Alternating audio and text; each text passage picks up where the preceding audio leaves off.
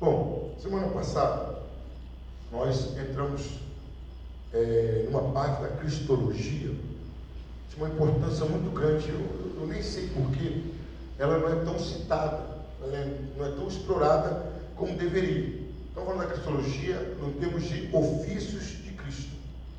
O que é dizer os ofícios de Cristo? São nomeações, são unções que Cristo recebeu, o único que recebeu as três. Consistem que Jesus é profeta, Jesus é sacerdote e Jesus é rei. Semana passada nós vimos Jesus como profeta. Vimos que o que é um profeta? Qual é o papel simples do profeta? O profeta é o representante de Deus diante dos homens. A grosso modo falando, o profeta é a boca de Deus. O profeta não fala por ele mesmo, o profeta não pensa por ele mesmo. Nós vemos no Velho Testamento que tem profeta que nem se vestia como ele queria. João Batista e Elias se vestia totalmente diferente da sociedade. João Batista pregava no deserto. Então os profetas, eles eram totalmente dominados pela vontade de Deus. Amós era de um reino, o profeta Amós, e foi profetizar no outro reino. Mas o profeta do Velho Testamento, ele era muito mais pesado. Ele tinha que entender tudo sobre Deus. Tudo que falasse sobre Deus, ele tinha que ter um domínio absoluto. Não era mais ou menos não. Ele tinha que ter um domínio absoluto. Deus, ele tinha que dominar. E hoje nós vamos ver o sacerdote. O sacerdote, em termos de função, ele é quase o oposto do profeta. Praticamente o oposto do profeta. Os termos, as palavras do Velho Testamento para sacerdote, elas só diferem, só tem uma diferença quando fala de sacerdote e idólatra. Vamos ver essa diferença? Na nossa língua portuguesa não aparece, mas no original hebraico aparece. Vamos lá? Lê pra gente, Gabriel, segundo livro dos Reis, 23, 5, e Fabiana, Oséias, 10, 5. Nesses textos aí, a palavra é diferente dos outros textos que nós iremos a ler. Nesse texto aí, é uma palavra para os sacerdotes idólatras, né, que não serviam a Deus. Segundo o livro dos Reis, 23, 5. Segundo o livro dos Reis deve ser o 8º, deve ser o 10º livro da Bíblia. Segundo o livro dos Reis, 23, 5 e Oséias, 10, 5.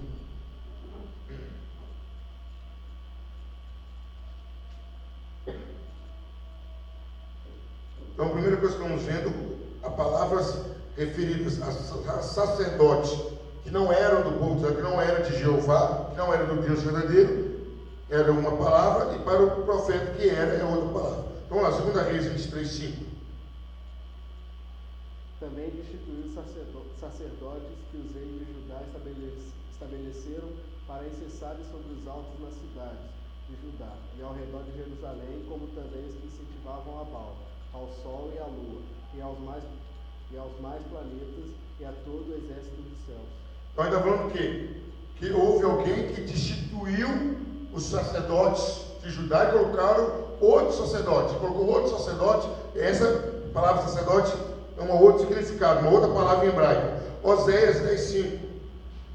Os moradores de Samaria serão atemorizados pelo bezerro de Bet-Ave, porquanto o seu povo se lamentará por causa dele, como também os seus sacerdotes, que nele se alegravam, e por causa da sua glória que se apartou dela.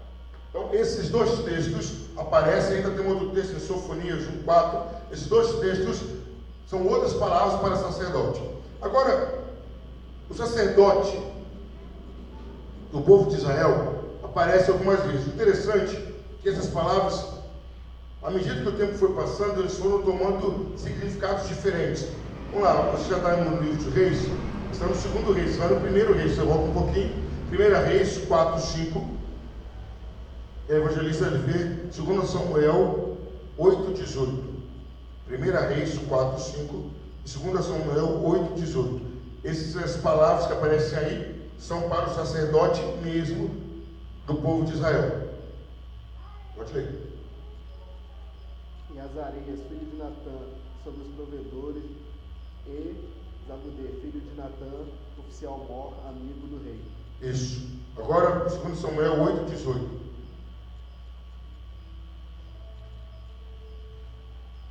Samuel 8,18. Também Benaia, filho de Jeoiada, estava com os filisteus e filisteus, porém os filhos de Davi eram 30. Então vamos lá, a palavra aí que aparece, ela pegou alguns significados e ela foi sofrendo mudança. O primeiro significado, no início, quando começaram a usar essa palavra, o primeiro significado foi um funcionário civil. Funcionário civil, né, como um servidor eclesiástico. É como se o prefeito, ou o governador, ou o presidente da república nomeasse alguém dele para trabalhar com a igreja. Seria isso, funcionário civil de serviço eclesiástico. O tempo foi passando, eles tomaram outros significados. Aí começou a ser uma pessoa de posição honrosa e de responsabilidade, revestida de autoridade. Então era uma pessoa que recebia honra e responsabilidade e era revestido de autoridade.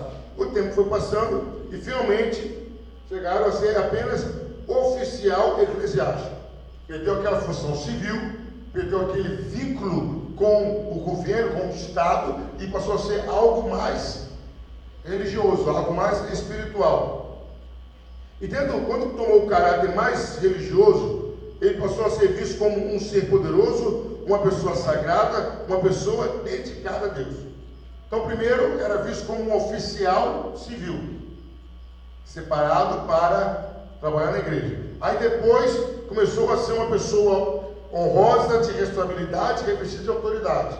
O tempo foi passando, passou a ser um oficial eclesiástico, aí começou a ser uma pessoa que seria consagrada ao serviço de Deus. Se a gente fosse trazer um paralelo, seria pastor, né? As pessoas que não vivem em função de nada a não ser da igreja. Aí agora nós vamos traçar aqui um diferencial, uma distinção entre profeta e sacerdote. Depois nós vamos definir bem o que é o sacerdote. Então, primeira coisa em comum que a gente vê: tanto o profeta como o sacerdote, ambos receberam de Deus o seu encargo. Então vamos deixar uma coisa clara: ninguém pode se auto-intitular profeta.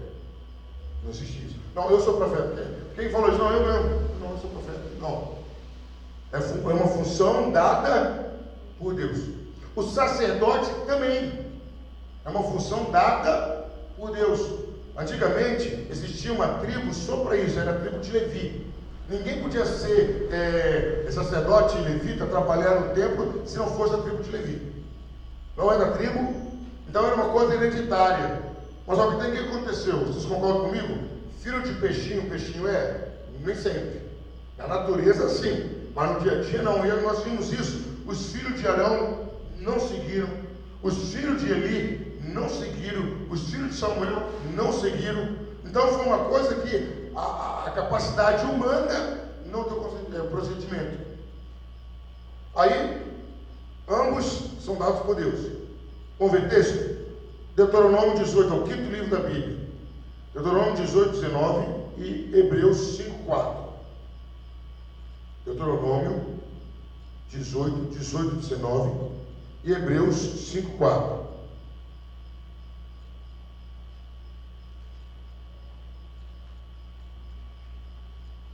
Ambos os cargos dados exclusivamente por Deus. Deuteronômio 18, 19 e Hebreus 5, 4. E será que qualquer que não ouvir as minhas palavras, que ele falar em meu nome, eu requererei dele. 19 também. 19 também. Valeu 18 também. Eis-lhes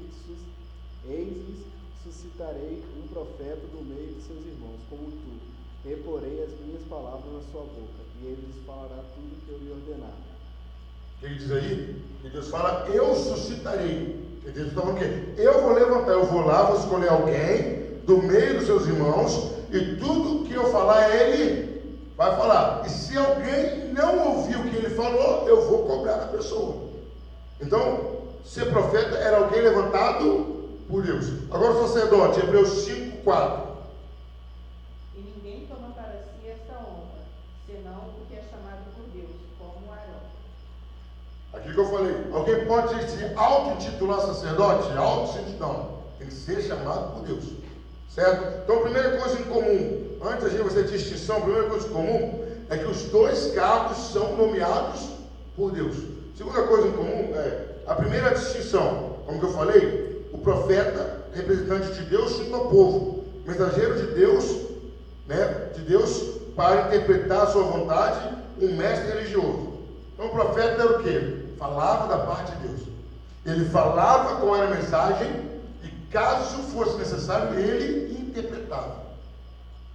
Naquela época, o profeta era um mestre. Hoje em dia ainda tem esse ministério? Tem.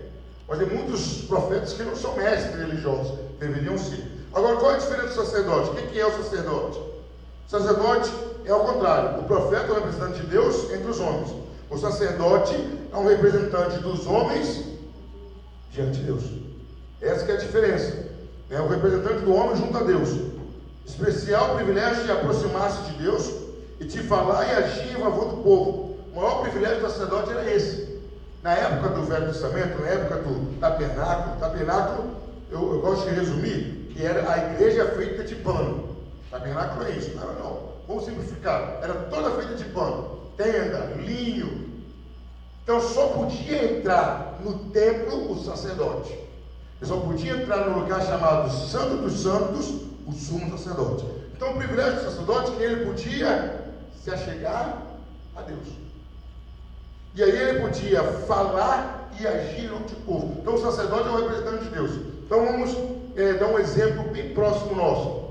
Embaixador da Argentina. Quem escolhe é o Brasil? Mas ele não vai casar aqui no Brasil? Quem nomeia o embaixador é o país de origem. É assim, o sacerdote é representante dos homens? Mas era escolhido por Deus. Então essa é a primeira distinção. O profeta, representante de Deus ante o povo. O sacerdote, representante do povo diante de Deus. Os sacerdotes eram mestres, mas o seu ensino diferia do ensino dos profetas. Os sacerdotes alientavam as observâncias rituais, envolvendo um adequado acesso a Deus. Os profetas ensinavam o quê? O que Deus falava. Olha, eu sou isso, tem que fazer isso. E o sacerdote? Como eu deveria me portar para se chegar a Deus? É mais ou menos isso que está acontecendo. O que eu estou ensinando vocês? As coisas referentes a Deus, daqui para lá. Então o profeta, ele ensinava, ele explicava o que vinha de Deus. O sacerdote, como eu tinha que me comportar para me achegar a Deus. Ele ensinava numa posição inversa. Vamos lá, as funções dos sacerdotes. Isso aí é falado abertamente nas Escrituras. Vamos abrir lá em Hebreus 5, todo mundo abre em Hebreus 5, nós vamos esmiuçar as funções do sacerdote. Então o sacerdote era mestre, salientava as observâncias rituais envolvidas no adequado acesso a Deus. Então o sacerdote me ensinava como que eu devo, vamos dar um exemplo, se fosse hoje. O sacerdote ia me ensinar como orar, o sacerdote ia me ensinar como ler a Bíblia, o sacerdote ia me ensinar como adorar. Então o sacerdote tinha essa função, de ensinar como eu me chegar a Deus, certo? Então, Hebreus capítulo 5, vamos lá, nós vamos ver as funções do sacerdote. Hebreus capítulo 5, versículo 1, ali estão indicados os seguintes elementos. Número 1, o sacerdote é tomado entre homens para ser o representante de Deus. Já vimos isso. Letra B. Vamos ler de 1 a 4, por gentileza. Leia, cada um vai lendo um versículo. Hebreus 5, de 1 a 4. Vamos lá. Porque todo sacerdote tomado entre os homens é constituído a favor dos homens nas coisas concernentes a Deus, para que ofereça dons e sacrifícios pelos pecados. Vai dar uma paradinha. Vamos começar então o texto? Todo sacerdote é constituído por Deus, tirado entre os homens, para as coisas concernentes a Deus. Então, qual era a função do sacerdote? Representar o povo e oferecer o quê? Dons e sacrifício. Que seria? Dádivas a Deus e sacrifício. O que que seriam as dádivas a Deus? Havia ofertas, aí não vai se prolongar muito não, só para a gente entender. Havia ofertas que não derramavam sangue. Alguém fazia um bolo, oferecia. Alguém fazia um pão, oferecia. Então era como se fosse um presente. Não tinha valor de sacrifício. Então quem oferecia? Vamos supor, Deus tocou no coração do Gabriel, e o Gabriel resolveu dar uma camisa para Deus. Oferecer um presente a Deus, um exemplo, bem simples.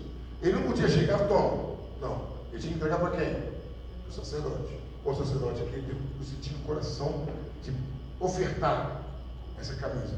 Ele não podia chegar lá no templo, entrar no templo, não. O único que podia oferecer algo a Deus era o sacerdote. Então seria dons, presentes, e os sacrifícios que eram derramamento de sangue. Imolaria o animal. Mas o único que podia fazer isso era quem? O sacerdote. O máximo que, vamos supor, a evangelista levou um boi pelos pecados dela. O máximo que ela faria de participação, ela leva o boi, coloca a mão na cabeça do boi com um símbolo de transferência de pecado, símbolo, não transferia, transferência de pecado, pronto. Quem sacrificava era o sacerdote. Versículo 2, vamos ver?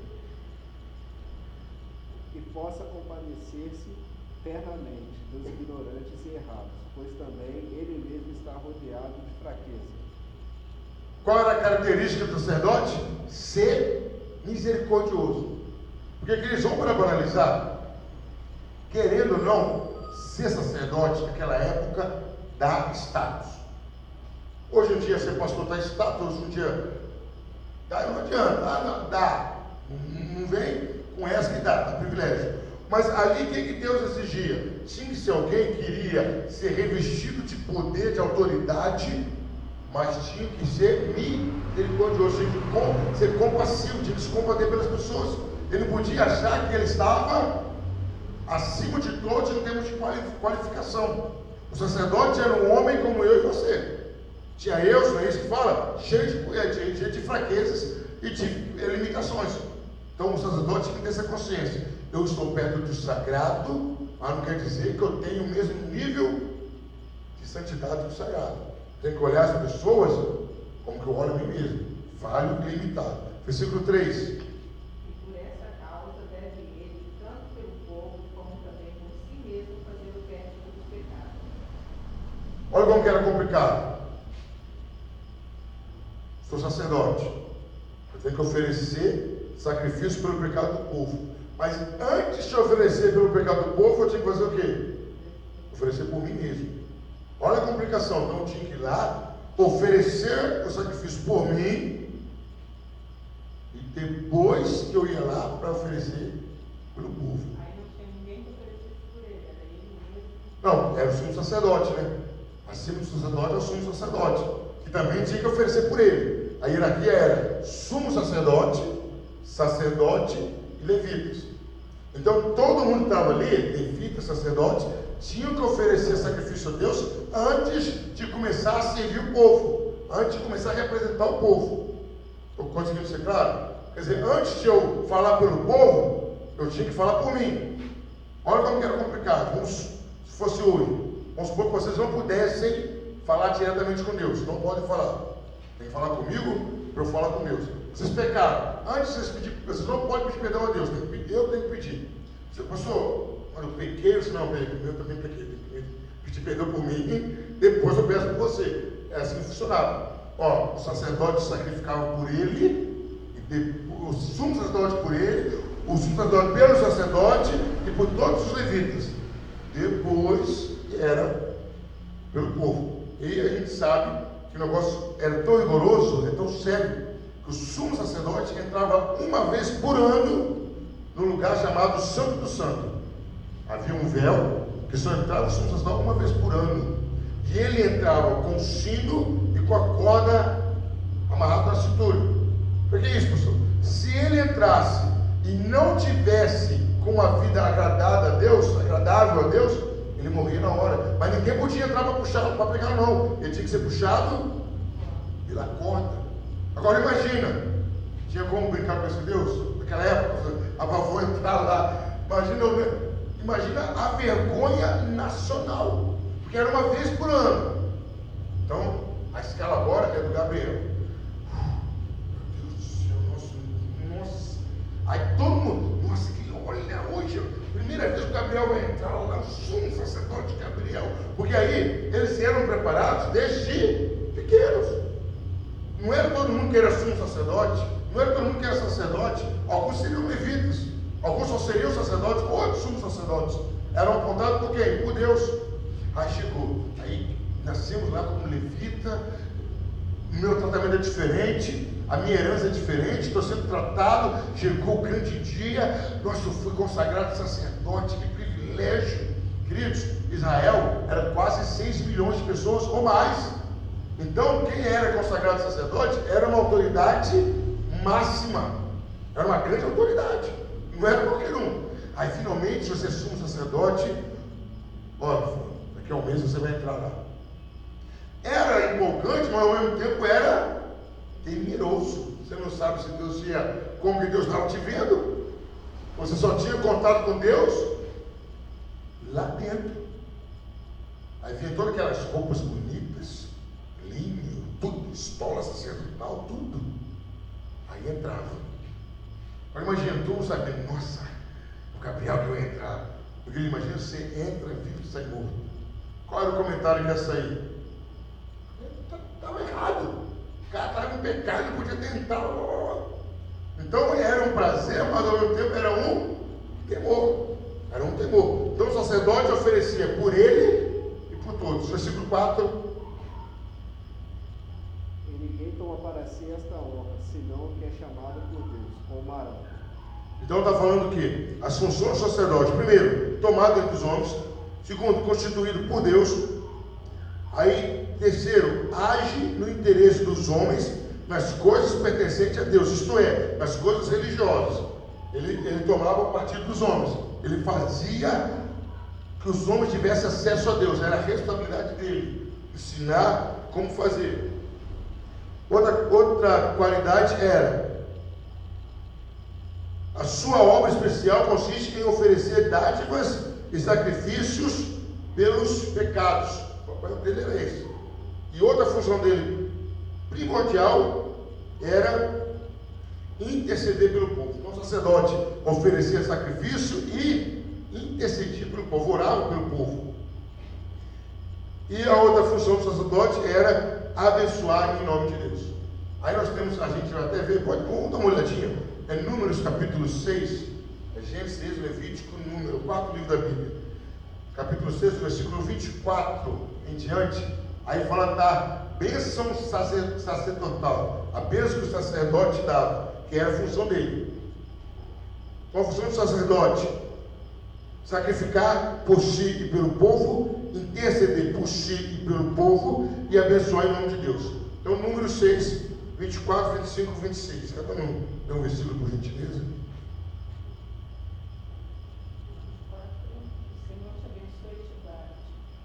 O Senhor faça resplandecer o seu rosto sobre ti e tenha misericórdia de ti. O Senhor sobre ti levante o seu rosto e te dê a paz. Assim porão meu nome sobre os filhos de Israel e eu os abençoarei. Olha que responsabilidade. A bênção de Deus vinha depois da bênção do sacerdote. Ele falava, que Deus falou depois: assim eu farei aos filhos de Israel. Vou pôr meu nome, vocês proferem a bênção e eu abençoo. Então era a função do sacerdote: sacrificar, interceder e abençoar. Então quais eram as três funções do sacerdote? Sacrificar, interceder e abençoar. Certo? Aí, querido, agora nós vamos começar a ver que a figura, o personagem sacerdote, era uma prefiguração, era um símbolo de Jesus Cristo. Todo esse ensinamento, toda essa especulação, todo esse detalhe, esses ricos detalhes, era para preparar o povo para o sacerdote maior. Essa era a ideia. A ideia dos sacerdotes, todos eles estavam dando uma noção, apontando para o sacerdote que viria maior. Quem era? Jesus Cristo. E aí nós vamos ver dois textos que já fazem essa ligação de Jesus como sacerdote. Vamos lá, Gabriel, lê para a gente Salmo 110, versículo 4. Fabiana, lê para a gente Zacarias 6,13. Aí já estava dando a ideia que o sumo sacerdote, os sacerdotes, estavam sendo apenas prefigurações, símbolos, só estavam preparando o povo para entender o que Jesus viria a ser. Então, agora para a gente é fácil, a gente entender o papel do sacerdote, mas vamos adiantar um pouco. Qual é a função de Jesus hoje? Foi sacrificar por nós, não foi? Intercede por nós e nos abençoa. Então, a figura do sacerdote veio para clarear e apontar para Jesus que viria. Então, vamos lá, Salmo 110, versículo 4. Jurou o Senhor e não se arrependerá. Tu és sacerdote eterno, segundo a ordem de Melquisedeque. Então, tu és sacerdote eterno, segundo a ordem de Melquisedeque. Agora a gente vai ter que dar uma parada para explicar isso aí. Melquisedeque foi um rei sacerdote que Abraão dizimou para ele. A primeira vez que alguém dizima na Bíblia foi Abraão dizimando a Melquisedeque. Por que segundo a ordem de Melquisedeque? Por que se refere a Melquisedeque? Que na Bíblia, Melquisedeque não fala da linhagem dele. Não fala nem quem era o pai, nem quem era a mãe, nem de onde veio. E nem fala o que aconteceu depois. Ele aparece com Abraão e desaparece. Então é uma ideia de ser algo eterno. Não teve nem começo e não teve fim. Então quando fala, você vai ser meu sacerdote, falando já de Jesus, segundo a ordem de Melquisedeque, quer dizer o quê? Que você vai ser eterno. Jesus seria sacerdote eterno. Agora, queridos, vamos puxar pela memória aí. Quantas vezes que você ouviu falar que Jesus era um eterno sumo sacerdote? Quantas vezes? Jesus era um eterno sacerdote. Quantas vezes? Aí você só ouve falar, Jesus cura, amém. Jesus salva, amém. Jesus liberta, amém. Mas o que é engraçado, o que realmente ele faz de profundo, quase não se fala. É igual a gente fosse referir a Fabiana falando, porque a Fabiana é uma boa pessoa, loira, que ela usa tamanco, tá tudo bem. Mas tem que falar que ela é mãe, que ela é dona de casa, que ela é evangelista. O que quer dizer isso? Há funções profundas que não se fala sobre Jesus. Concorda comigo? Jesus hoje ficou, não ele, mas o ensino a ele ficou muito superficial. Ficou muito superficial, quase artificial. Pergunta para os crentes: existe um sacerdote hoje? Não, acabou. Isso, acabou. O maior de todos vive ainda e está lá, todo poderoso do lado do Pai. Mas por quê? Se ensina hoje, qual é a proporção de se ensinar hoje? Problemas imediatos. A gente esquece que o que é ensinado jamais é apagado. Na hora que está no sufoco, você lembra do quê? De uma solução rápida ou do que você aprendeu em dado momento na sua vida? O que você aprendeu, certo? Vamos lá, agora Zacarias 6,13. Ele mesmo edificará o templo do Senhor, e levará a glória, e assentar-se-á, e dominará no seu trono, e será sacerdote no seu trono. Conselho de paz haverá entre eles ambos. Agora imagine, peraí. Sacerdote sentava no trono? Não. Sacerdote governava? Não. Mas está falando aí que o sacerdote vai sentar no trono, está se referindo a quem? A Jesus Cristo. Por que ele sentou no trono? Porque ele era rei. Ele ia governar como sacerdote? Não, porque ele era rei. Ele governou como rei, mas ele continua sendo sumo sacerdote. Então Jesus é profeta até hoje. Jesus é sumo sacerdote até hoje. Mas o que se fala muito de Jesus? Que ele é rei, ele é rei, ele é rei, Sem menor sombra de dúvida. Ele é rei, rei dos reis. Mas ele é só rei dos reis? Não. Ele é profeta eterno e ele é sumo sacerdote eterno. Aí, querido, nós vamos ver alguns textos agora do Novo Testamento que também, repetidamente, chamam Jesus de sacerdote. Vamos lá abrir nossa Bíblia em Hebreus, São vários textos, nós vamos ler pelo menos 2 de cada. Hebreus, capítulo 3, 1.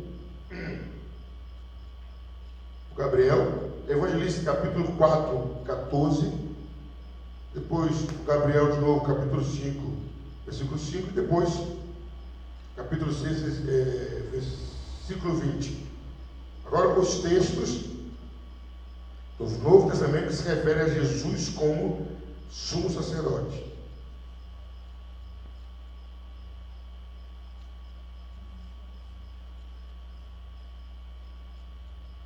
Vimos no Velho Testamento que há textos claríssimos apontando Jesus como sumo sacerdote.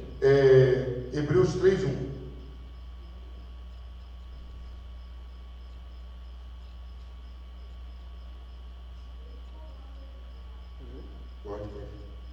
Pelo que, irmãos santos, participantes da vocação celestial, considerai Jesus Cristo, apóstolo e sumo sacerdote da nossa confissão.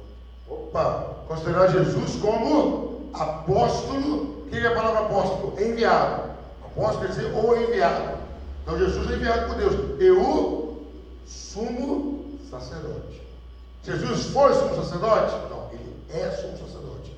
Agora, Gabriel, quando você procura Hebreus 5:5, Evangelista lê Hebreus 4:14. Visto que temos um grande sumo sacerdote, Jesus, Filho de Deus, que penetrou nos céus, retenhamos firmemente a nossa confissão. Queridos, olha que coisa linda. Linda, mas é linda. O sumo sacerdote, ele ia até onde? No santo do santo, no santíssimo lugar. Não é isso? Vamos imaginar que aqui é o santo lugar, lá fora é o pátio. O púlpito seria o santíssimo lugar. O sumo sacerdote entrava quantas vezes por ano? Uma vez. Ele entrava até onde? Passava do véu. Pronto. O que a Bíblia diz? Que Jesus entrou no céu. E está lá. Agora, vamos analisar humanamente. Qual que é mais fácil ser ouvido? Uma pessoa que te fala uma vez por ano ou uma pessoa que está todo dia do seu lado? Qual que é mais fácil? Ele está todo dia do seu lado. Então, a superioridade de Jesus é essa. Ele entrou não no santo lugar aqui da terra, ele entrou no céu e está à direita de Deus como? Como rei, como profeta, como rei vencedor, como filho obediente e como oferta. Ele mesmo, como sacerdote, se ofereceu. Tem todo o crédito para pedir qualquer coisa para nós e ser atendido. Agora vamos lá. Hebreus 5:5, depois Hebreus 6:20. Assim também Cristo não se glorificou a si mesmo, para se fazer sumo sacerdote, mas aquele que lhe disse: Tu és meu filho, hoje te gerei. Então, aquele que Jesus glorificou a Deus, para ser sumo sacerdote. Porque o sumo sacerdote, qual era a função dele? Vamos trazer a memória: tratar, representar os homens diante de Deus. Aí viu como que uma coisa amarra a outra, como que a Bíblia gostou de entender, de estudar? A Bíblia chama de Jesus de segundo Adão. Não era o representante dos homens. Jesus exerce a função de sumo sacerdote como colocado por Deus. Não era isso? O sumo sacerdote era colocado por quem? Por Deus. Escolhido por Deus dentre os homens. Então Jesus teve que nascer como homem para representar os homens. Se Jesus lá do céu representava os homens, não podia. Ele não estaria cumprindo as exigências de Deus. Então ele se fez homem. Certo? Gabriel, enquanto a Fabiana lê 6:20, abra 7:26 para a gente, por gentileza. Agora, Hebreus 6:20. Onde Jesus, nosso precursor, entrou por nós, feito eternamente sumo sacerdote, segundo a ordem de Melquisedeque. Então, entrou por nós, feito eternamente, como sumo sacerdote. Queridos, a gente tem que começar a levar isso, usar isso nas orações, usar isso no dia a dia. Antes de Jesus, a gente dependia de um homem que era limitado e falho. E aí aquele homem podia entrar e não voltar. Olha a frustração que seria, queridos. O homem entrou, aconteceu algo parecido com a profecia do nascimento de João Batista. Zacarias, sumo sacerdote, entra, aparece para ele o anjo Gabriel e anuncia: ó, você vai ter, sua mulher vai estar grávida de um filho. O nome dele vai ser João Batista. E ela disse: mas como isso pode acontecer? A Bíblia diz que o anjo ficou nervoso. Só eu sou Gabriel, assisto diante de Deus. Por causa disso, você vai ficar sem falar até que o menino nasça. Você deu o nome dele de João. Aí sai Zacarias, está todo mundo esperando. Somos sacerdote, mudo. Imagina a frustração. Ele fazendo sinal, o povo esperamos um ano para ouvir o que Deus ia falar. Agora não está ouvindo nada. Olha o peso que era ser sumo sacerdote. Agora imagina, você espera um ano todo, o cara sai morto. Oh, meu Deus do céu. Aí, a minha esperança foi embora, o cara morreu. Agora não, Jesus é o sumo sacerdote eterno. Quem Deus falou? Com vocês nada, comigo eu não posso nem falar. Certo? Então, vamos lá, Hebreus 7:26. Fabiano, depois lê Hebreus 8:1, por gentileza. Porque nos convia tal sumo sacerdote, santo e inocente, imaculado, separado dos pecadores, e feito mais sublime do que os céus. Então, nos convia um sumo sacerdote santo, sublime, perfeito. Por quê? Para não passar por essa situação. Sabe para me representar e falta mudo, sabe para me representar e está morto. Então, tinha que ser alguém perfeito, que pudesse entrar diante de Deus com condição, com moral, e reivindicar qualquer coisa. Agora, para terminar essa parte, Hebreus 8:1. Ora, a suma do que temos dito é que temos um sumo sacerdote tal, que está sentado nos céus, à destra do trono da majestade. Qual a diferença? Jesus está no céu. Ele não entrou pela janela, não entrou de carona, entrou com autoridade. Queridos, agora nós vamos entrar num assunto que envolve uma das funções do sumo sacerdote. Vou falar primordial, quase a principal, porque sem uma ele não podia fazer a outra. Como é que o sumo sacerdote intercedia pelo povo? Quando ele chegava com uma oferta, quando chegava com um sacrifício. Ele não era aquele negócio assim: não, agora eu vou orar aqui de mão vazia. Não, mão vazia não. Então ele tinha que chegar com alguma oferta. Se não chegasse com algum sacrifício, não precisava nem chegar, porque ele não tinha condições de chegar de mãos vazias diante de Deus. Então, quando Jesus está por interceder por nós, ele já chega com um sacrifício. Qual o sacrifício que ele chega? O dele. Ele mesmo se sacrificou. Então é isso que nós vamos ver agora, a obra sacrificial de Cristo. Essa obra sacrificial de Cristo, ela foi dupla. Sua tarefa máxima foi de oferecer um sacrifício todo suficiente pelo pecado do mundo. E era o próprio do ofício do sacerdote de apresentar oferendas e oferecer sacrifícios pelo pecado. Então por que foi dupla? Primeiro, ele tinha como sacerdote oferecer algo perfeito. Então vamos voltar um pouquinho ao sacerdote, que a gente não tem como desvincular agora dessa figura. Chegou alguém com um boi, olho furado. O sacerdote podia receber? Ele pode voltar. Mas é o meu boi, meu amigo. Pode voltar. Eu não vou arriscar minha vida por causa do seu boi de olho furado. Você está maluco? Não, pode voltar. O boi chegou manco. Pode voltar. Esse boi é macho? É o primeiro? Não. É esse aqui, um boi magro. Não. Pode voltar. Então o sacerdote tinha que ter a preocupação de ter um sacrifício perfeito. E detalhe, ele não era responsável por aquilo, era quem trazia. Olha o peso que era. Ele vê, a pessoa andou 100 quilômetros com boi, chegava assim: o seu boi não serve. Não serve. Aí ele deu uma mancha, tem que ser sem mancha nenhuma. Ali, deu uma bicheira ali na pata dele, não serve, seu boi não serve, pode levar para trás. Gente, se hoje tem gente que quer passar a perna em Deus, naquela época também tinha. E qual foi o problema de Jesus? Vamos abrir um parênteses aqui. Quando ele chicoteou as pessoas na porta do templo, qual foi o problema? Porque as pessoas estavam vendendo ali. Mas não era só o caso de vender. A ideia era que você trouxesse algo que você tivesse criado, para você ter alguma afinidade. O que as pessoas começaram a fazer? Pode levar meu boi, nada. Chega lá, eu compro um boi, eu compro uma pomba, eu compro um bode e ofereço a Deus. Não era isso que Deus queria. Deus queria o quê? Que você tivesse visto o bezerro nascer, você cuidasse, desse o melhor, e ali já falava, esse é de Deus. Exatamente. É a mesma coisa. Fabiano vai dar uma oferta para Deus. Gabriel, dá uns R$50 aí. Não entendi. Não entendi. Eu vou te dar uma oferta do seu dinheiro? Não. Tem que ser do seu. E não é aquele que está sobrando, não. É aquele que aparentemente vai ser falta para você. Nossa, tantos reais. Não, Aí era isso que Jesus revoltou. Porque o erro não era só de quem vendia, o erro era de quem comprava. Porque começou a comprar sem sentimento. E queridos, duvido se não tinha pechinche. Duvido que não tinha. O boi aqui é 10, o boi aqui é 7, o boi aqui é 5. O cara ia lá, comprava o boi mais barato, levava para o sacerdote, e Deus falava, tá de brincadeira. Não, para.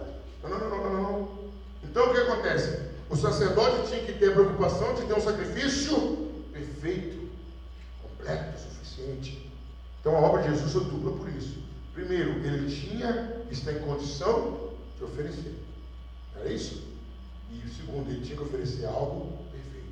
Então, a obra sacrificial de Cristo alcançou esses dois lados. Ele tinha condições e ele foi a oferta perfeita para Deus. Vamos lá, vamos continuar. A ideia sacrificial na Bíblia. Aí, queridos, a maioria das coisas que tem na Bíblia aparecem várias teorias. Tem teorias que são até cômicas, a gente até ri quando eu estudo. Mas é bom passar para vocês, até para a gente não deixar de ideia equivocada. Então, em relação ao sacrifício, por que as pessoas sacrificavam? Então, algumas pessoas levantaram algumas teorias, tentaram provar biblicamente, mas não conseguiu. A primeira teoria era que o sacrifício seria um presente. Então, o sacrifício é um presente. Qual era a ideia dessa teoria? Que sustenta que originalmente os sacrifícios eram dádivas à divindade, dadas como a intenção de estabelecer boas relações e garantir favores. Isso se baseia numa concepção extremamente grosseira de Deus, em completa desarmonia com a descrição escriturística da Bíblia. O que seria isso? A pessoa vai sacrificar como se fosse um presente. Senhor, eu te dou isso, só me dá aquilo. Ideia antibíblica. Barganha.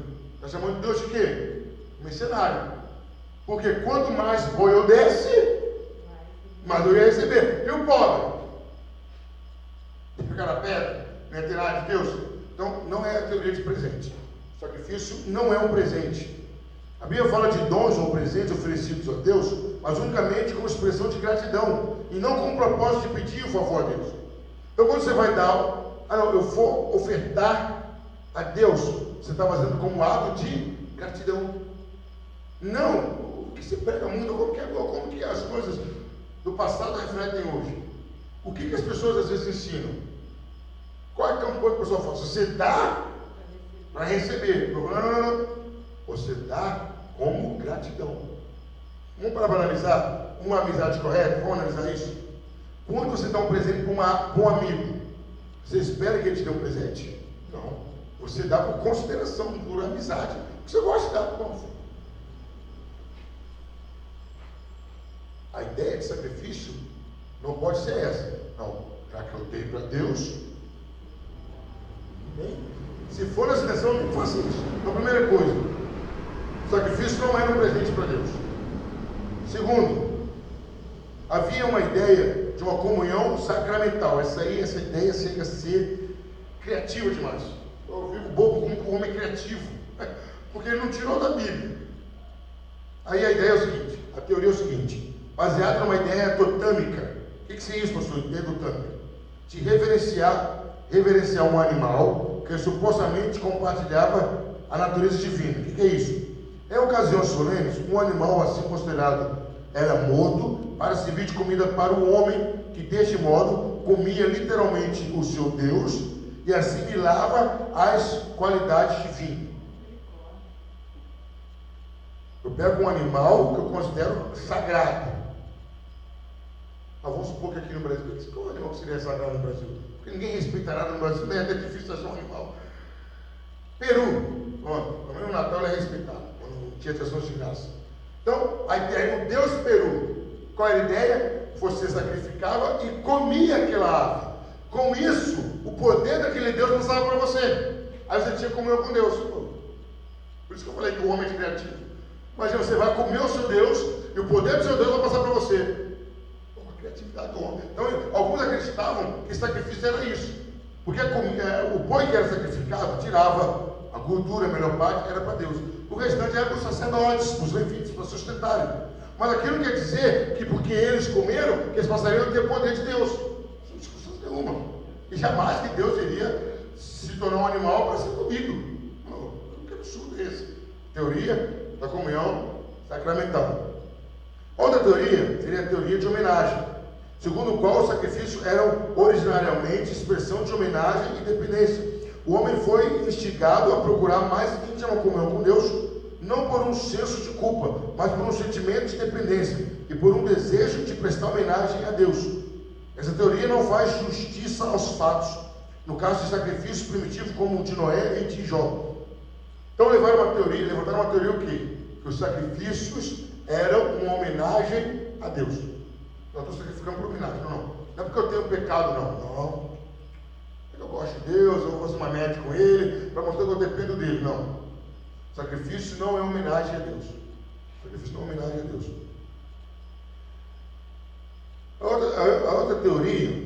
A outra teoria consiste que as ofertas como símbolo de restaurar a comunhão com Deus. A morte do animal tinha lugar somente para garantir a obtenção de sangue, que como símbolo de vida era apresentado sobre o altar, significando comunhão de vida com Deus. Então, qual era a ideia? Que o animal, o sangue era só um símbolo. Derramava o sangue para simbolizar que eu tinha comunhão com Deus. Não. Então vamos lá. Sacrifício não é presente a Deus. Sacrifício não é comunhão comendo o animal para ter comunhão com Deus. Sacrifício não é homenagem a Deus. Sacrifício não é um símbolo. O que é sacrifício? Qual a ideia bíblica? A ideia bíblica se chama teoria biacular, que considera os sacrifícios como sendo originariamente expiatório ou reparatório.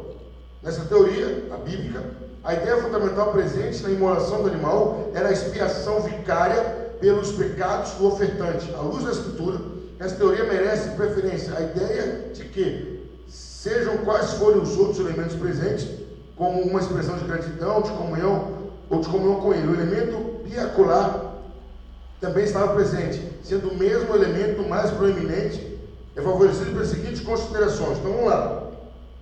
Qual a ideia, qual é a teoria de sacrifício? Era expiação vicária. O que quer dizer isso? É alguém morrendo em meu lugar para pagar pelos meus pecados. Essa é a ideia. Então, qual é a ideia de sacrifício para Deus? É alguém tomando o meu lugar. Essa é a ideia. É fácil de entender por causa de Jesus Cristo. Jesus morreu por ele na cruz? Ele não precisava. O único ser humano que não precisou morrer na cruz foi ele. Ele morreu por quem? No lugar de quem? No meu lugar, no seu lugar, no nosso lugar. Então, qual é a ideia de sacrifício? Expiação vicária. O que é expiação? É cobrir o pecado. O que é vicária? Alguém vai ser isso no meu lugar. Seria isso. Quer ver um exemplo bem prático? Eu sei que já entenderam. Um exemplo bem prático. Fiador. Fulano vai comprar, você precisa de fiador. Qual a ideia do fiador? Se você não pagar, ele paga. Jesus Cristo é fiador. Como a gente não pagou, ele pagou. É isso. Expiação vicária é isso. É alguém que morreu no meu lugar para cobrir os meus pecados. Pastor, ele pagou ou ele continua pagando? Não, pagou. Uma vez só. Pagou, exatamente. À medida que a pessoa vai se convertendo, ela vai tendo direito. Exemplo disso, uma propriedade que é de uso e frutos da família. O que quer dizer? Enquanto tiver alguém da família, ele tem direito. É da família? É direito dele. Ninguém pode vender. A menos que seja comprovado que você é o último ser da família. Aí isso é segunda, terceira, quarta geração. Não tem mais ninguém. Vamos no meu caso, Camargo. Não tem mais ninguém no mundo, Camargo. Aí eu posso ceder. Mas até comprovar que não tem mais nenhum Camargo no mundo, enquanto tiver um Camargo, é uso e frutos. Então, a ideia do sacrifício de Cristo é isso. Já está pago. Quem tem direito a isso? Quem aceitar Jesus Cristo. Aceitou Jesus, pô, tem direito a isso. Boa pergunta. Aí há algumas considerações. Primeiro, o efeito das ofertas queimadas de Noé foi expiatório. Noé sacrificou a Deus de maneira expiatória. Vamos ver o texto? Lê para a gente, Gabriel, Gênesis 8, 21. Quando ele procura, vamos citar outro. O que deu ocasião ao sacrifício oferecido por Jó foram os pecados dos filhos. Jó 1, 5.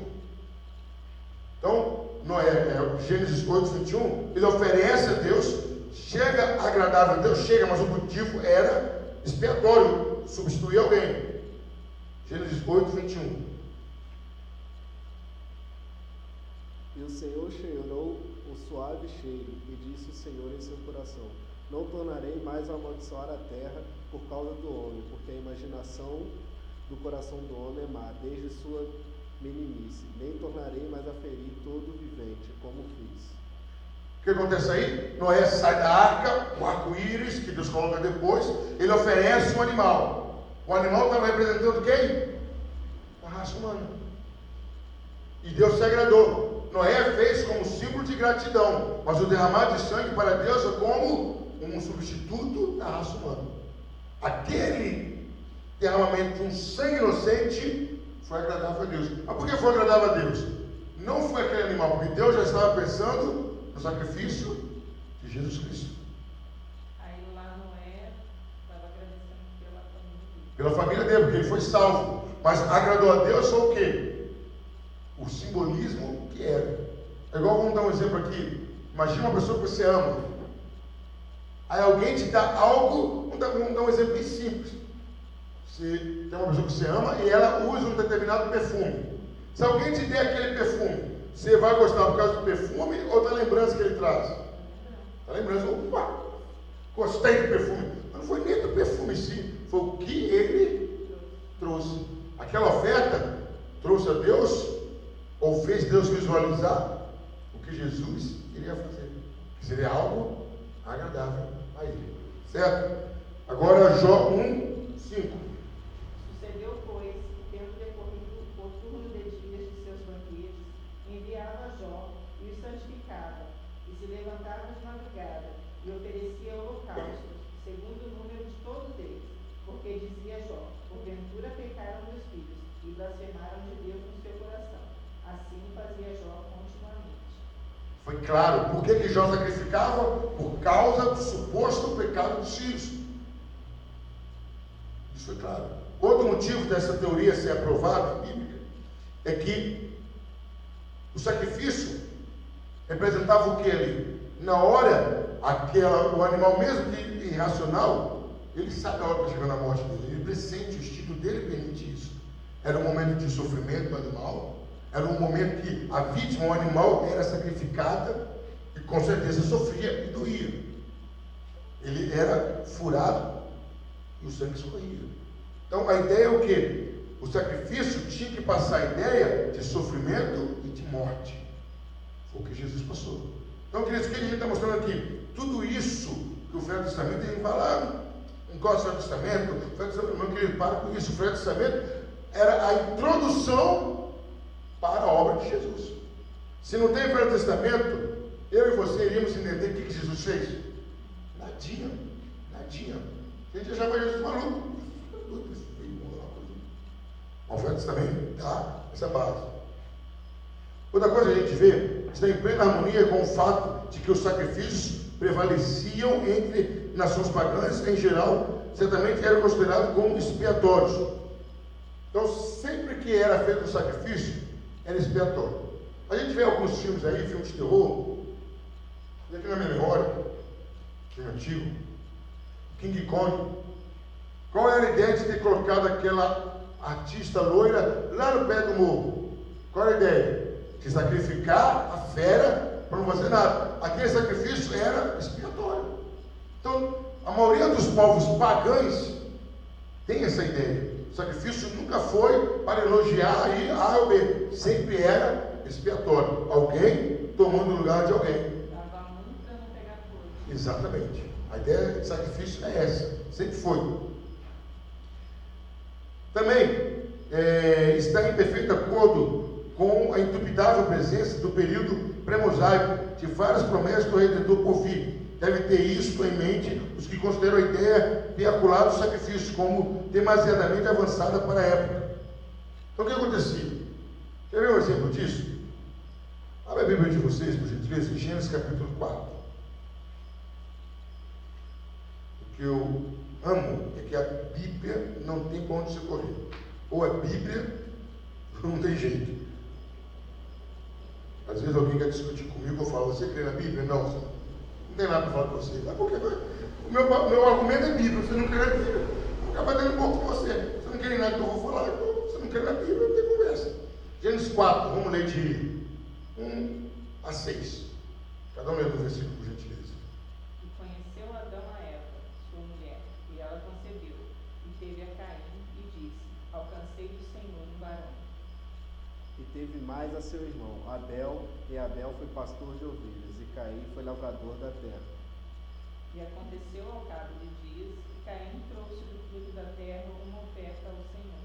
E Abel também trouxe dos primogênitos das suas ovelhas e da sua gordura. E atentou o Senhor para Abel e para a sua oferta. Mas para Caim e para a sua oferta não atentou. E irou-se Caim fortemente, e descaiu-lhe o semblante.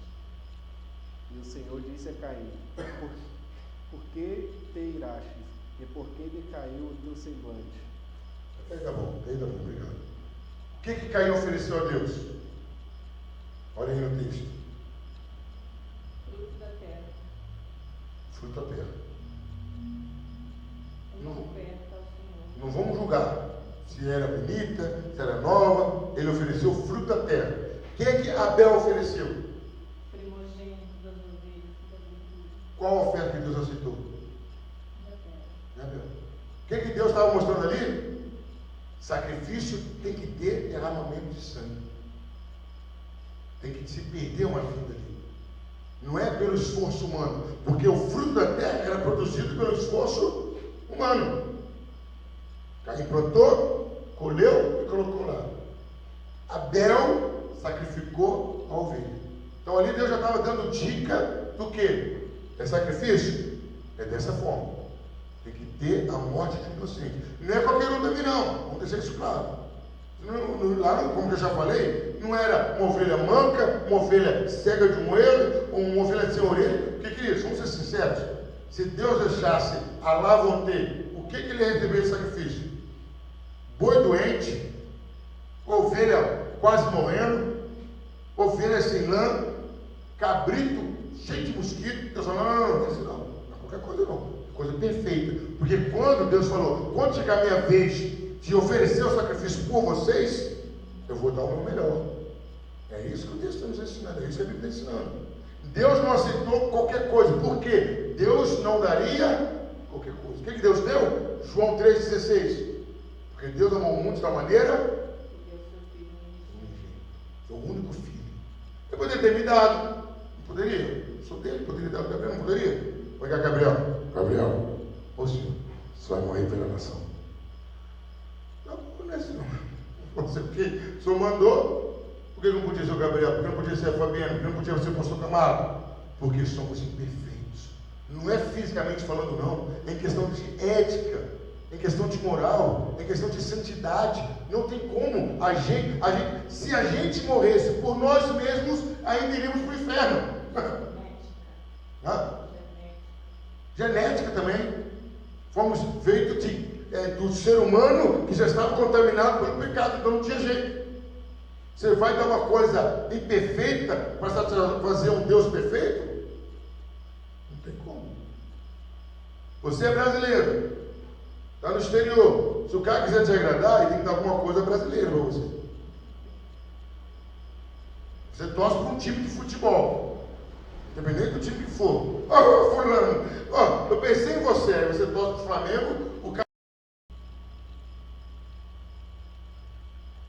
Nós lemos já Gênesis 3, 4, já? Nós já lemos. Aí vamos lá, vamos entender essa ideia de oferta a Deus o sacrifício. Primeira coisa, uma coisa interessante, Deus nunca falou abertamente na Bíblia que, ó, meu filho, faça isso, até a lei de Moisés. Mas a gente vê que Abel sacrificou, Abraão sacrificou, Noé sacrificou, e outros sacrificaram antes de Moisés. Mas o que a gente pode deduzir? Primeira coisa que a gente pode deduzir: essa ideia de sacrifício não partiu do homem. Não tinha como. Não partiu do homem. Por quê? O homem não teria essa iniciativa. Segundo, o que a gente pode deduzir? Para pensar comigo. É raciocínio lógico. Se Deus quer salvar você e a mim, vamos supor que a gente está lá no tempo de Adão. Deus quer me salvar. Ele poderia ter destruído todo mundo e feito outro. Não é? Vamos destruir, vamos fazer outro. Mas Ele quer salvar a mim e a você. Muito dificilmente Ele não iria nos ensinar o que fazer para ser salvo. Concorda? Pastor, Gabriel Fabiano vai me visitar lá em Ano. Que bom, vem cá. Onde você vai morar? Não, adivinha. Vocês. Se eu quero que vocês me achem, eu vou dar como me achar. É assim, eu estou assado, a rua direita. Se Deus queria salvar o homem, com certeza Ele ia dar dica como fazer isso. Então a Bíblia não fala claramente, mas a gente pode ter certeza que de alguma forma Deus comunicou ao homem o que Ele queria que fosse feito. Tanto é que Abel e Caim fizeram. Não fizeram? Alguém passou para eles. Adão e Eva, com certeza. Alguém passou para eles, certo? Vamos lá, queridos, vamos adiantar um pouco mais. A obra sacrificial de Cristo foi simbolizada e tipificada. A sua natureza expiatória e eficária. A Escritura testifica o fato de que todos os sacrifícios de animais em Israel foram peculiares. O que é isso? Uma forma ficária, uma forma expiatória, substituir alguém. Embora as qualidades não sejam igualmente proeminentes em todos eles. A presença desse elemento naquele sacrifício transparece através de algumas afirmações. Então vamos lá. Livro de Levítico, vamos abrir lá, tem 2 textos lá. Gênesis, Levítico, terceiro livro. Gabriel, lê para a gente Levítico 1:4. Eu vou ler Levítico 4, 29 e 31, 35.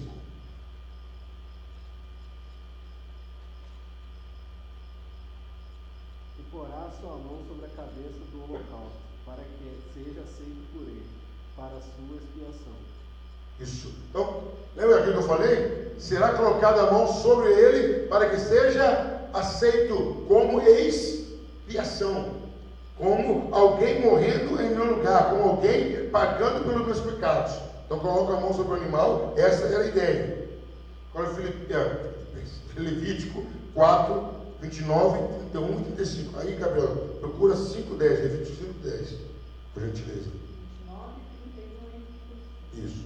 E porá sua mão sobre a cabeça da oferta pela expiação do pecado, e a degolará no lugar do holocausto, e tirará toda a gordura, como se tira a gordura do sacrifício pacífico, e o sacerdote queimará sobre o altar um cheiro suave ao Senhor, e o sacerdote fará propiciação por ela, e lhe será perdoado o pecado.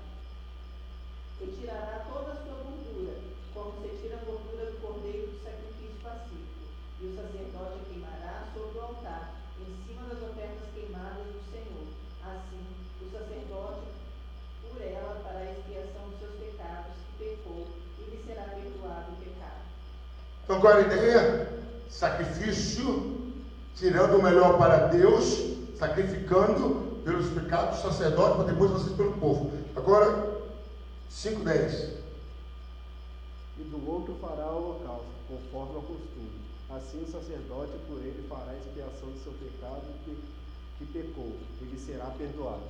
Então, o perdão era mediante o quê? Sacrifício, matando, tirando a gordura do animal. Outra coisa que ficava a natureza expiatória do sacrifício, primeiro era colocar a mão sobre o animal, transferir a culpa, sacrificava, tirava a gordura. Outra coisa que era feita, havia a aspersão do sangue no altar e no assento da misericórdia, propiciatório, como uma cobertura para o pecado.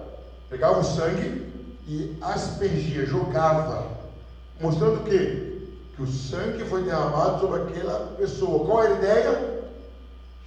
Que um dia Jesus derramaria seu sangue na cruz pelos nossos pecados. Vamos ver ainda em Levítico. Lê para a gente aí, Levítico 16, 27, por gentileza, Gabriel.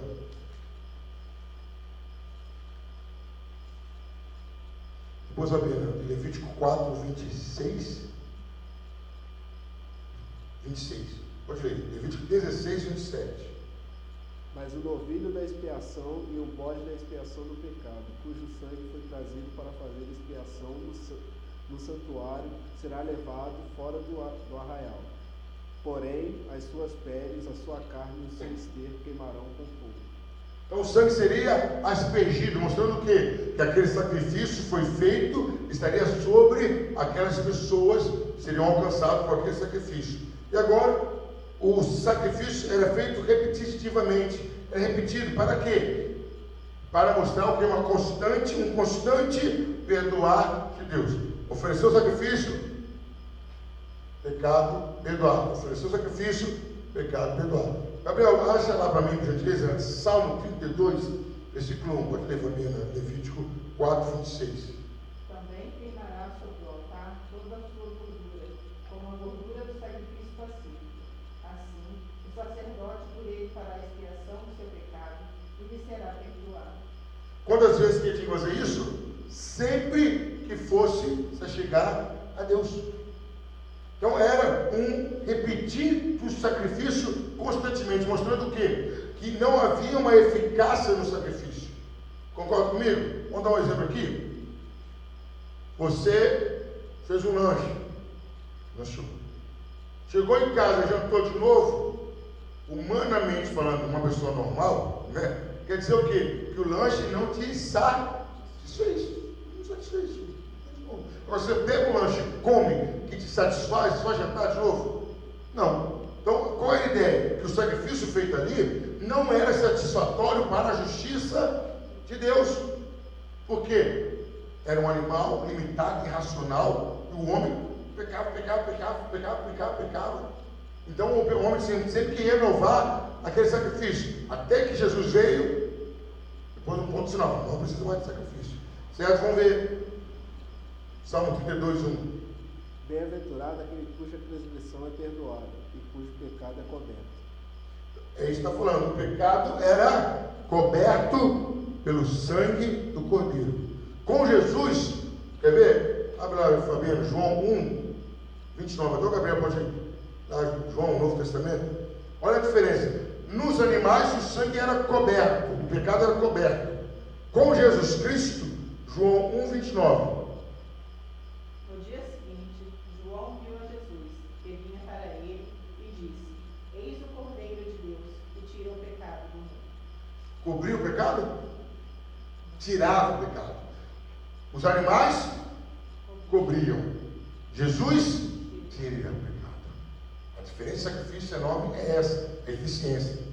O sacrifício de Jesus também era um tipo profético. Típico profético. Por quê? Os sacrifícios da época, a natureza tipo profético, porque prefigurava os sofrimentos vicários de Cristo e sua morte expiatória.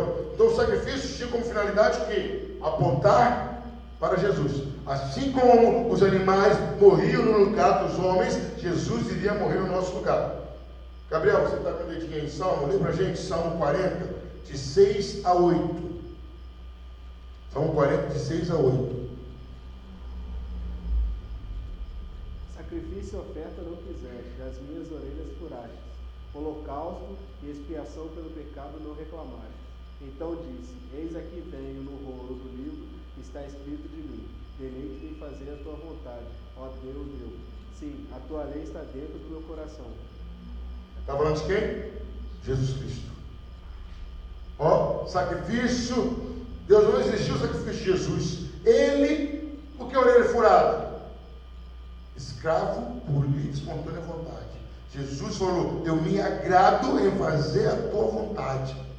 Jesus foi o sacrifício perfeito. Ele não teve que pegar uma ovelha, um boi para se sacrificar. Ele se sacrificou pela humanidade para fazer a vontade de Deus. Então, aquilo que os animais passavam, sofrimento e derramamento de sangue, era um ato profético do que Jesus iria fazer ainda. Certo? Vamos ver lá, família, lê para a gente Colossenses 1, Colossenses 2,17, por gentileza. Aí, Gabriel, procura 2 aos Coríntios 5,21, Novo Testamento mesmo. Colossenses 2,17 e 2 aos Coríntios 5,21. Que são sombra das coisas futuras, mas o corpo é de Cristo. São sombras de coisas futuras. Está falando do quê? Dos sacrifícios que eram feitos. Eram sombra daquilo que viria a ser, que era Jesus Cristo. Então, queridos, se alguém um dia falar mal do Velho Testamento, só não querido, para. Por quê, meu amigo? Então você não conhece nada de Bíblia. O Velho Testamento foi a introdução para Jesus Cristo. Não era nem para o Novo, não. É para Jesus Cristo. Se você fala que não entende o Novo, o Velho Testamento, você não pode nem evangelizar. Porque não pode. Como você vai querer falar de um livro que você não leu? Uma vez eu estava... Não estou fazendo propaganda não, tá, gente? Aquele filme Constantino. Uma pessoa dando palestra, ela não tinha visto o filme, falou que o filme Constantino é do diabo, papapá. Eu já acabou a palestra, a pessoa sabe isso ou não. Eu procuro ajudar a pessoa a não cometer erro. Chamei a irmã no canto e falei: mas só que eu vi o filme. Não, mas tem demônio, tem isso e coisa do diabo, não. O filme é assim, assim, assim. Ele era um cara que expulsava o demônio e pela conduta dele estava indo para o inferno. É o que acontece com muito crente. Faz tanta obra de Deus e corre o risco de ir para o inferno. Pastor, então agora eu vou ver. Então, o que eu quero aconselhar a senhora é que a senhora veja o filme antes de criticar. Igual veio falar que aquele filme Avatar era coisa do diabo também. Não, que isso, gente? Aquilo ele estava mostrando que o ser humano estava levando a terra para aquela situação. Vai chegar uma hora que a terra vai ficar insustentável. Ninguém vai conseguir viver na terra. Mas só porque o cara é azul, já é coisa do diabo. Meu Deus do céu, tem que parar com isso. Mas por quê? Falta segmento de Bíblia. Mas é mais fácil falar que é do diabo do que estudar. É do diabo, não quer nem saber. Para. Chegaram a falar que o Lula era filho do diabo, o anticristo. O anticristo tem um pouquinho mais de estudo, né? Bom, não é o caso agora. Então, o que nós estamos vendo aqui? Que os sacrifícios eram uma preparação para Jesus Cristo. 2 Coríntios 5:21. Aquele que não conheceu o pecado, fez pecado por nós, para que nele fôssemos feitos justiça de Deus. Não era pecado, fez pecado por nós, tomou o nosso lugar. Tem um cântico muito antigo, eu até vou tentar um dia ressuscitar para cantar. Diz a letra assim: ele viveu a nossa morte para que pudéssemos viver a sua vida. Quer dizer, Jesus morreu a nossa morte para que a gente pudesse ter a vida eterna dele. Então, o sacrifício de Jesus já vinha sendo ensinado no Velho Testamento, certo? Outra coisa interessante, nós já falamos, Jesus é o Cordeiro de Deus, João 1:29, mas eu achei uma expressão aqui interessante que eu queria que a gente lesse. Você já está indo em 1 Coríntios? Deixa eu ir em 1 Coríntios 5:7. E a evangelista vai em 1 de Pedro 1:19. 1 Coríntios 5:7 e 1 de Pedro 1:19.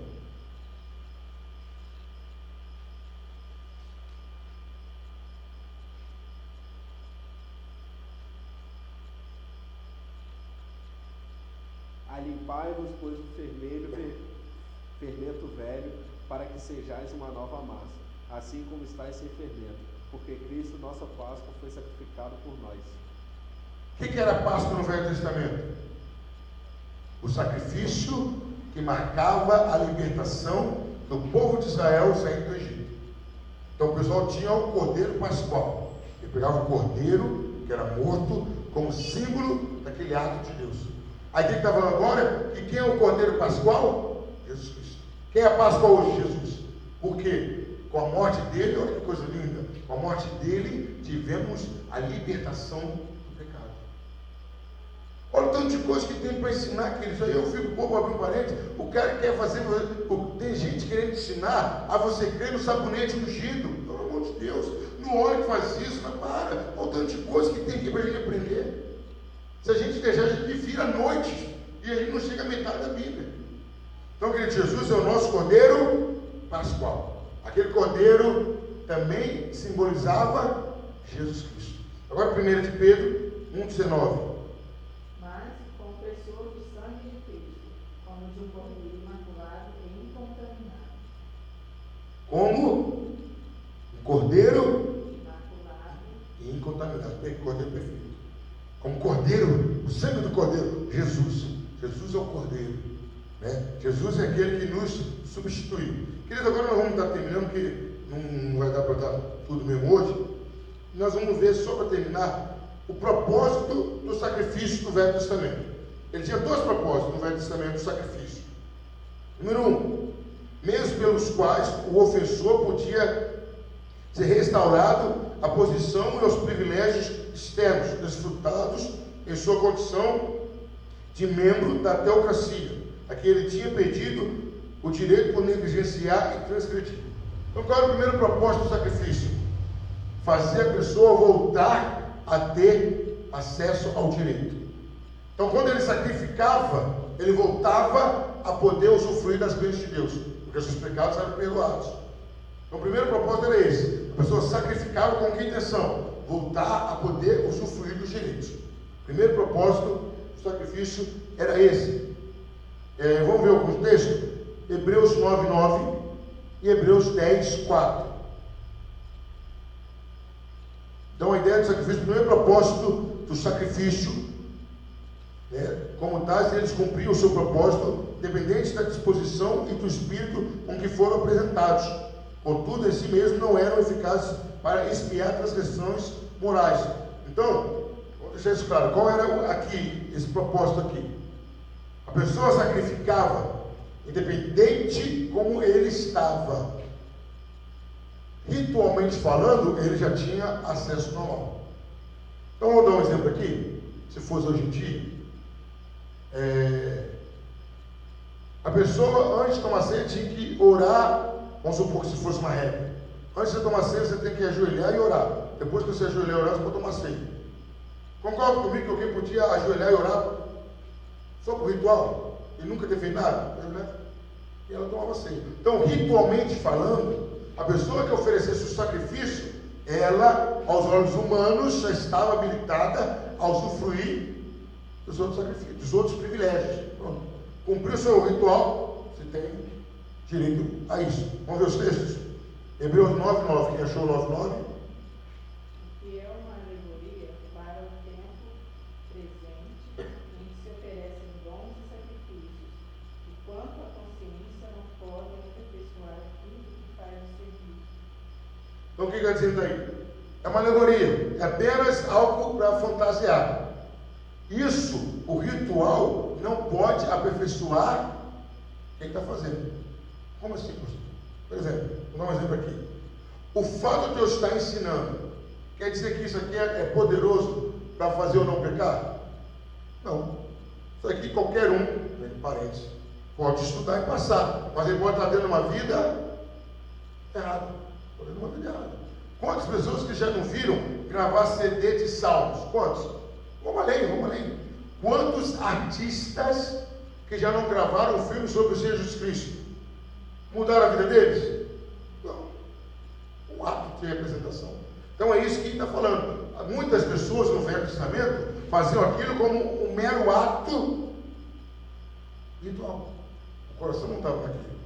Mas, ritual por ritual, ele tinha direito a fazer outras coisas. Agora, Hebreus 10:4.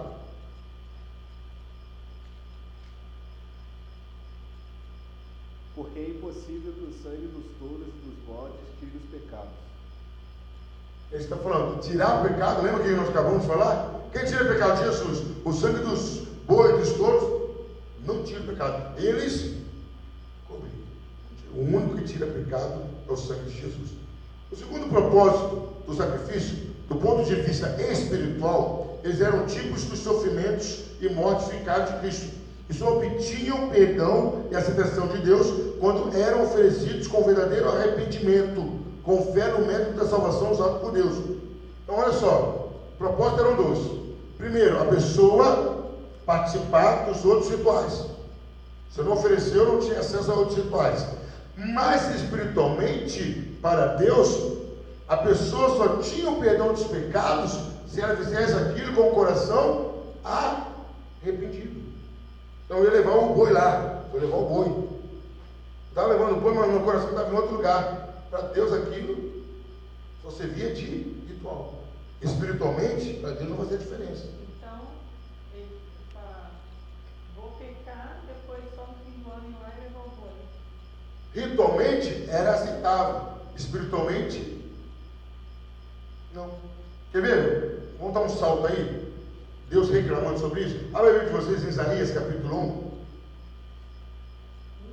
1. Isaías 1.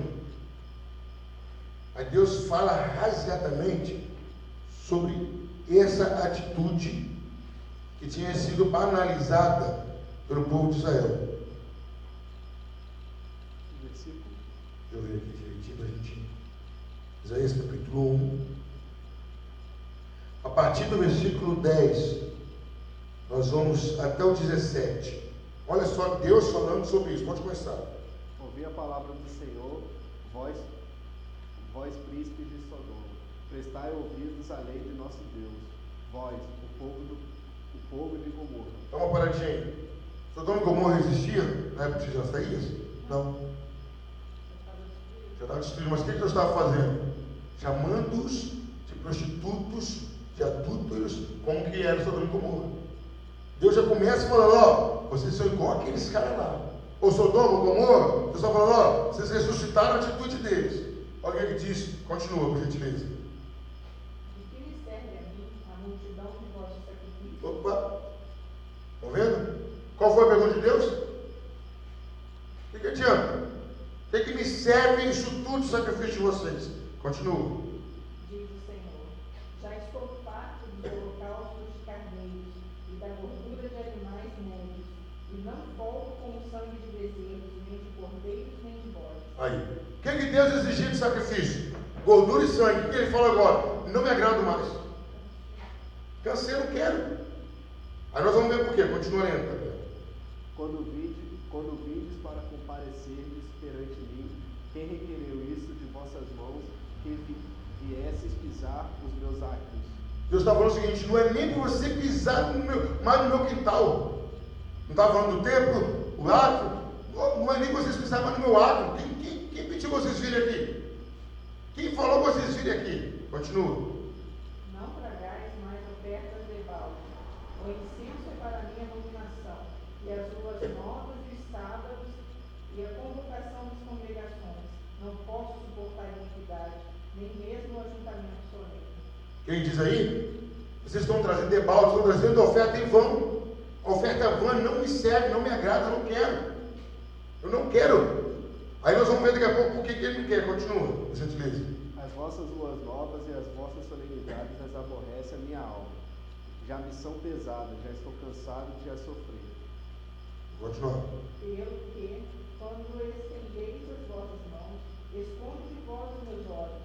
Sim, quando multiplicais as vossas orações, não as ouço, porque as vossas mãos estão cheias de sangue. 16. Levai-vos, purificai-vos, tirais a maldade de vossos atos de diante dos meus olhos. Cessai de fazer mal. 17. Aprendei a fazer bem, praticai o que é reto, ajudai o oprimido, fazei justiça ao órfão, tratai da causa das viúvas. Por que Deus não estava aceitando as ofertas, os sacrifícios? Porque eles faziam o que era mal. É isso que ele está falando. O cara fazia, mas o coração não estava ali. Ritualmente, beleza. Ao cumprir o ritual. Mas espiritualmente, não era aceitável a Deus. É isso. Chegou um ponto que o homem começou a denegrir. Deus não queria mais. Mas vai ser simples. Vamos imaginar aí, a Fabiana já tem filho, eu tenho filho, o Gabriel vai ter em nome de Jesus. É igual você, nossa, meu sonho é ter uma casa com piscina. Nossa, aí seu filho cresce ouvindo aquilo. Aí você vai aceitar se seu filho vier a ser um traficante, comprar uma casa com piscina de casa, você vai aceitar? Não. Ou a sua filha comprar isso através de dinheiro de prostituição, ser uma prostituta renomada, que você vai falar, não quero. Ô mãe, vem passar o Natal aqui, não vou participar dessa festa sua, eu sei de onde vem o seu dinheiro. Um pai e uma mãe de princípios cristãos, honestos, vão participar de alguma festa que a filha ou o filho fizer? Não vão participar. Era isso que está acontecendo com Deus. Era isso que está acontecendo com Israel em relação a Deus. É isso que a gente está falando aqui, para terminar sobre o propósito do sacrifício. Para eles era um ritual, para Deus nunca foi um mero ritual. Havia um lado espiritual.